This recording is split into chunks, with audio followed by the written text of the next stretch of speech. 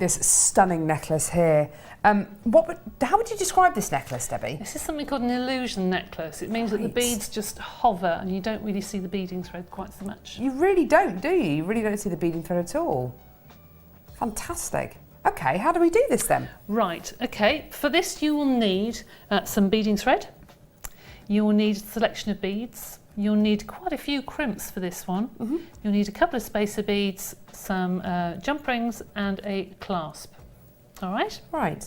So to start off with, you need 2 pieces of beading thread.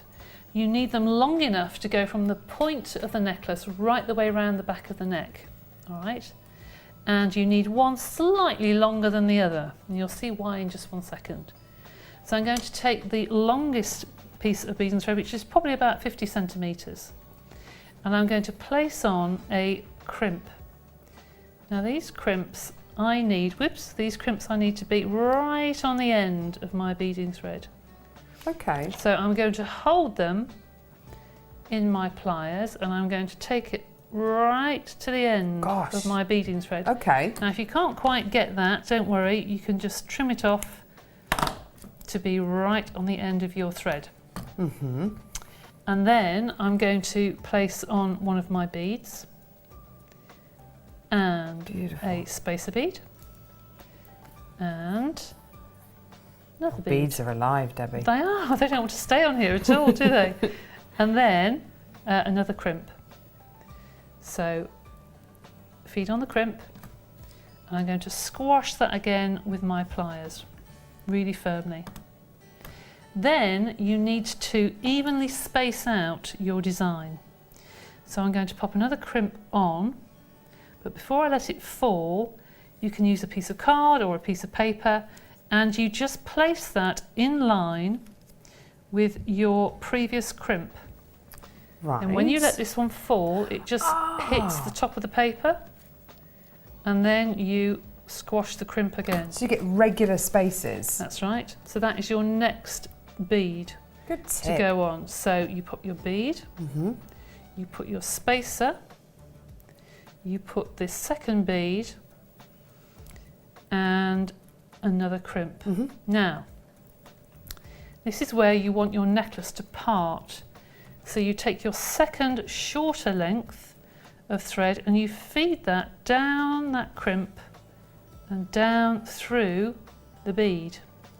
Okay. Through the first bead, just through the the top first one? bead, just through the top bead. Okay. All right.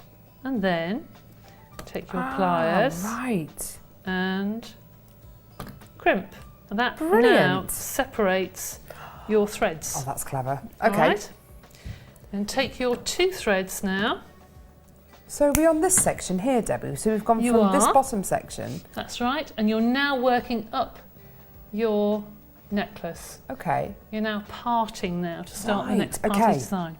Yeah. So then you want to take a couple more crimps and you place one on either side to start your necklace. Do the same as we did before. Here's your trusty bit of paper. Your trusty bit of paper and just let those crimps fall until they sit on the top of the card. Okay? Lovely. Just change hands there. Just sit on the top of the card and then you crimp and you know they're in the same place. So you take those off. There we go. And you continue on with your pattern. So I'm going to put a larger bead. And this time I'm going to use a tiny, tiny little bead. And another bead here. And that's my pattern of beads that I'm going to continue going up the necklace. So I'm just going to do the one side, put a couple more on, put a crimp, squash that crimp, and then use my spacer once more and put a crimp onto the end of my beading thread.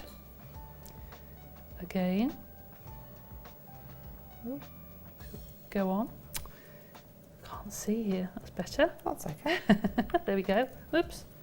So you're using that piece of paper again as a guide. As a measure. That's a really good tool because that's one thing which would worry me slightly, getting each section. Even. Yeah. It's the easiest thing I've found as a spacer. And obviously you can use different size cards. You can do the big course, spacers depending on the size of the beads and what looks good.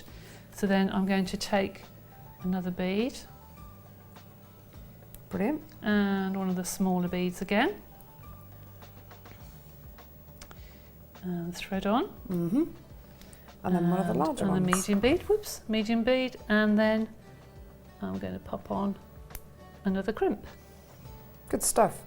So you carry on that technique right up to the top. Right until the top. And then on the other side as well, I assume. Exactly, yes. And then when you get to a point that your beads are here on your neck, you don't really want to put any more beads once you get to this, the top of your neck here. Round the back of the neck, I haven't put any beads at all. I've just left it just with beading thread. If I turn that around? Yeah, please do, Carol? please do. And just put a crimp on the end and not put any beads at the back. So when you get to a length of a necklace that you like, you leave your beading thread and then you pop on your toggle clasp. So I'm going to now pop on the toggle clasp as though I've reached the end of my design. Yeah. Pop on your crimp, take one half of your toggle clasp, feed that through, beading thread through and back through that crimp. Take your flat nose pliers and squash that crimp really hard and firm. Make sure it's nice and secure. Take your cutters, cut as close to that crimp as possible, and you repeat with the other half of your clasp on the other side of your necklace, and there's your finished illusion Isn't necklace. that fantastic? And using minimal beads as well. There's the clasp at the back. Such a fantastic design, and it is exactly that. It is an illusion necklace. Those beads look like they're just hovering around your neckline. Just beautiful. Thank you so much for showing us that, Debbie. That's brilliant. Sure. Have a go, everyone.